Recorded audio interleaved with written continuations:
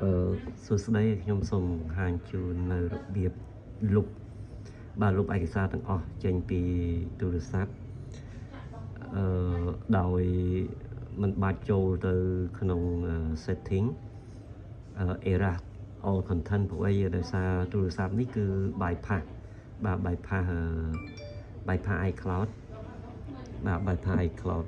ដើម្បីប្រើស៊ីមបានហើយនិយាយទៅម៉ាស៊ីននេះវាមានទំហំ 64G ហើយជាម៉ាស៊ីនដែល bypass iCloud អាចប្រើជាមួយនឹងស៊ីមបានអញ្ចឹងដើម្បីលុបទាំងអស់យើងអាចចូលទៅក្នុងកុំព្យូទ័រក៏បានកម្មវិធី 3U Tool យើងលុបapp ទាំងអស់លុបរូបភាពទាំងអស់នៅក្នុងហ្នឹងហើយយើងអាចចូលលុប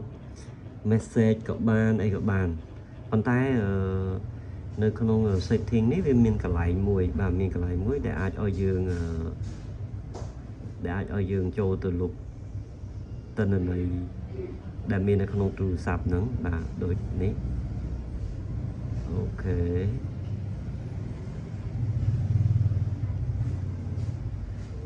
នេះសិតតែកម្មវិធីដែលបានដំឡើងអូខេ system data ប៉ុណ្ណេះ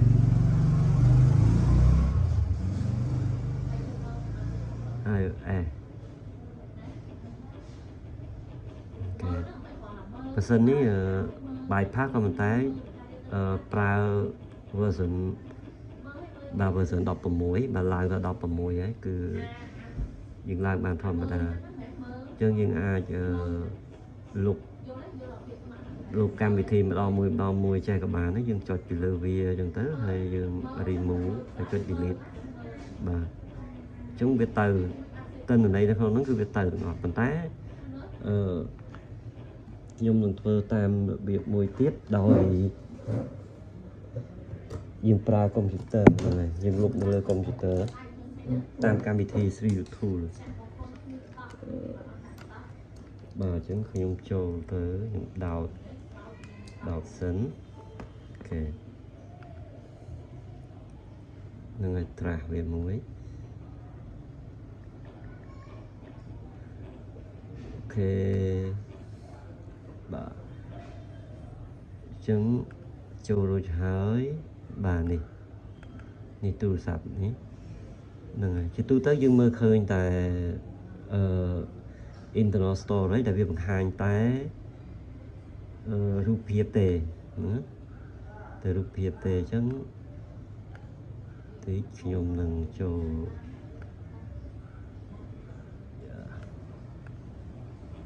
នេះជាប់បើកច្រើនអូខេអាប់ដេតលើកមុនបាទអញ្ចឹងខ្ញុំចូល 3U Tool នេះបាទចាំទី 3U Tool អូខេនេះឃើញហើយបាទបន្ទាប់ពីចូល 3U Tool នេះអញ្ចឹងវាមាន app ទាំងអស់30 app អញ្ចឹងយើងអាច select អានេះវាទី update ខ្ញុំតន់ update សិននេះយើង click លើមួយមកគឺវា select យក app ទាំងអស់របស់យើងហ្នឹងបាទហើយខ្ញុំចុចយកពាក្យ uninstall បាទអញ្ចឹងវាទៅទាំងអស់សូម្បីតែទិន្នន័យរបស់ app ហ្នឹងក៏វាទៅដែរហ្នឹងអញ្ចឹងវាទៅម្ដងមួយអូខេអញ្ចឹងទៅដោយសារទូរស័ព្ទនេះប្រើរយៈពេលយូរដែរអញ្ចឹងវាមានទិន្នន័យច្រើនអូខេខ្ញុំសាញ់ឲ្យ iCloud រួចហើយអញ្ចឹងចូលមើល photo ម្ដងបាទអញ្ចឹង photo អត់សូវមានអីប៉ុន្មានទេអញ្ចឹងខ្ញុំ select all នេះខ្ញុំ delete វាយកហ្មងអូខេអញ្ចឹង delete ហើយបាទ delete ហើយកុំភ្លេចចូលទៅ delete នៅក្នុងនេះទៀតនៅក្នុង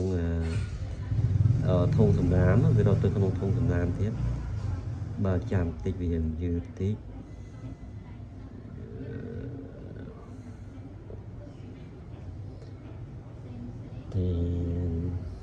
អូខេទៅអស់ហើយនេះ ProRes អា ខ្ញុំលុបទាំងនេះទៀតគេទៅទាំងអស់ទៅនេះកម្មវិធីស្អីចេះអត់ទេទៅProRes ខ្ញុំកម្មវិធីអស់នេះស្អីគេខ្ញុំ export វាចេញមកក្រៅសិនព្រោះខ្លាចឯកសារសំខាន់អូខេដាក់វាចូលក្នុងនេះឲ្យវារត់ទៅសិនចាំលុបក្រោយអូខេ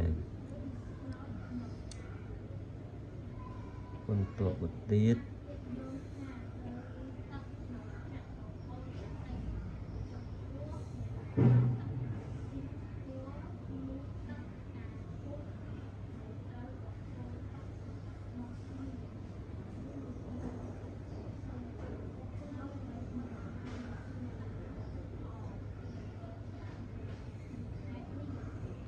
អូខេអញ្ចឹងខ្ញុំលុបវាខ្ញុំ export វាចេញក្រៅហើយខ្ញុំលុបវាបន្ទាប់ពីលុបវាហើយ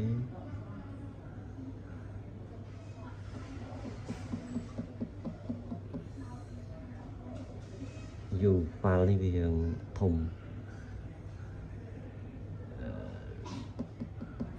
យ៉ាយូបគេខ្ញុំចូល music អត់មានទេចូលមើលវីដេអូក៏អត់មានដែរ book ក៏អត់មាន YouTube អូខេ data នេះតាក់ទងនឹង contact ក៏អត់មានដែរ file ដែលយើង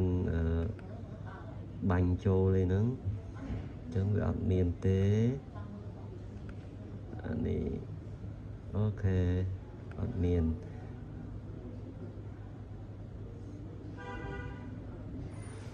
អូខេអានេះ select ដល់ទៀត fail មិនក៏ fail ចឹងលុបដល់មួយមើល why fail delete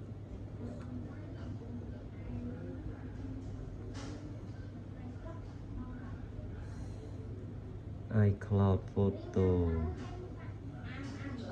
នេះខ្ញុំមាន iCloud ទេបិទ iCloud ទេតា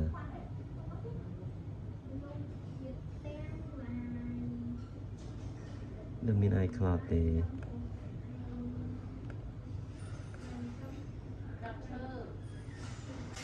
អូខេអត់បញ្ហាឥឡូវខ្ញុំចូលទៅលុបនៅក្នុងនេះទៀតបាទអញ្ចឹងមានខ្ញុំចូលទៅក្នុងអូខេ mail អញ្ចឹងខ្ញុំលុប mail ចេញវាអស់ mail មានមួយ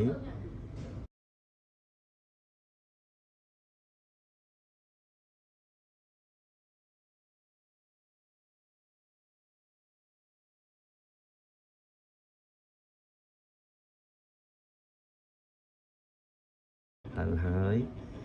អស់ account ហើយយើងមើលនៅមានតាំងពីវាអាចទៅមានអូខេទៅអស់ហើយមើលរូបភាពខ្ញុំអត់ដឹងថាថៃបានលុបអត់កើតអូខេទៅហើយអូខេនេះមើលនៅចូលកាមេរ៉ាអូខេ delete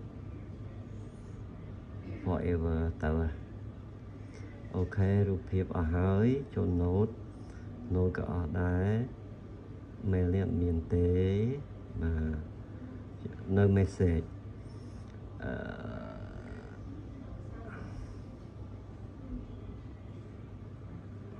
message អូខេ message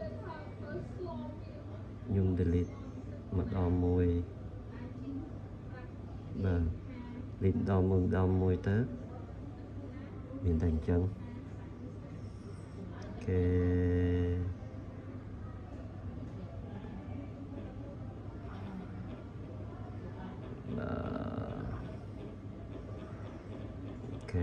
delete ម្ដងមួយ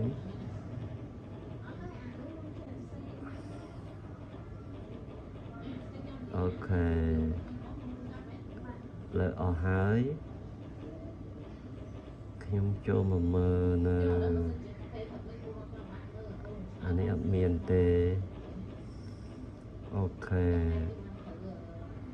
មើលឲ្យប្រកាសអូខេនេះអានេះជួនកាលមាននៅជាប់ចឹង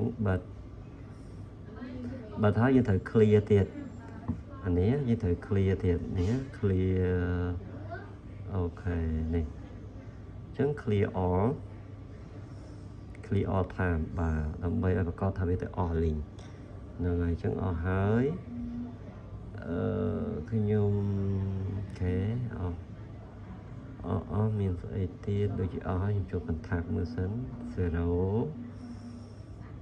ខេអត់មានទេអស់លេងបាទអញ្ចឹងកម្មវិធីវាមានប៉ុណ្ណឹងនៅលើហ្នឹងអញ្ចឹងវាអត់មានជាប់អីទៀតទេបាទសំបែនេះក៏អត់ធូរនេះក៏អត់ដែរអូខេ clear នេះមួយទៀតអញ្ចឹងclear call នេះ call register អូខេអស់ហើយបាទអញ្ចឹងបានណាទូរស័ព្ទនេះគឺអស់ link ហើយយើង reset all setting មួយទៀតមកគឺវាបដូរទៅបាទ reset all setting មួយទៀតមកគឺវាទៅដូចដើមហ្មងចឹងខ្ញុំដោះ password មួយទៀតឲ្យហើយគេខ្ញុំដោះ password ហើយនឹង scan របស់ខ្ញុំ scan ចេញអូខេយើងបិទ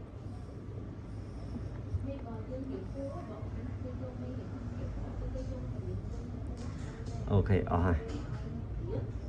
ហើយដើម្បីប្រកបនេះទៀតយើង reset all setting ប៉ុន្តែខ្ញុំថាជាមិន reset ទេមិន reset all setting ព្រោះអីដោយសារទូរស័ព្ទនេះវាbypass តាមពិត reset ទៅក៏អត់អីដែរតែគ្រាន់តែអត់ reset អូខេអរគុណច្រើនបាទអរគុណច្រើនសម្រាប់ការតាមដានបាទទាំងអស់គ្នាបាទអរគុណបាយបាយ